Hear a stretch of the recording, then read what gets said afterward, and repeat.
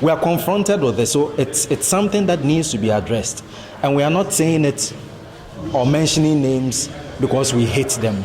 We are mentioning their names because we love the people, because we understand that the revolution is not just about us, but it's about the people. And so young people must be bold and courageous in speaking truth, irrespective of whose axe is God. The other thing that we talked about is the fact that we need to adopt civil disobedience as a tool in our new form of protest or engagement to this, neo-colonial system. And by civil disobedience, we are simply saying that if there is a need to break some laws in order to right the wrongs, in order to serve the vast majority of the people, we should not be afraid to break those laws. You take an act like the GIPC Act 2013 that suggests that Nigerians or Togolese or Malians are foreigners in Ghana.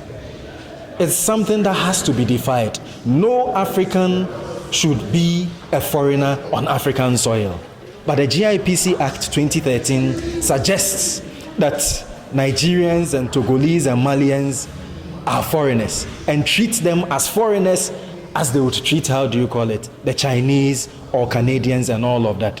We must be courageous and bold in our lifetime to be able to come together to break some of these rules. The borders that have been mounted to name us Ghana, Togo, and the rest, we need to be able to come together to break those borders in our lifetime.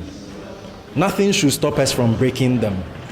Yes, it may be in the statute books, there may be the existing laws that this particular space is called Ghana, that this other space is called Togo. But young people, in the love of the future that we want, we should be able to come together and dismantle all those borders. We are Africans first and foremost and nothing else. If Ghanaians were holy, we wouldn't have had in our own prisons. We wouldn't have had Jamestown prisons and all of that, or the prisons sprinkled across the country. So there are criminals or bad elements in our society. So when you go to Nigeria, it's the same. Why? Aren't Ghanaian musicians collaborating with Nigerians, for instance? Don't we have Ghana meets Niger? So there's collaboration. Our businessmen and women are collaborating, with other African, brothers and sisters and all of that. In that same light, the criminals in Ghana will collaborate with their brothers and sister criminals in other African countries. So the way to resolve it is not to isolate them or to prevent them from coming into our country. The way to resolve it is to strengthen our institutions and ensure that the laws work. If somebody goes to steal, deal with the person as the law prescribes.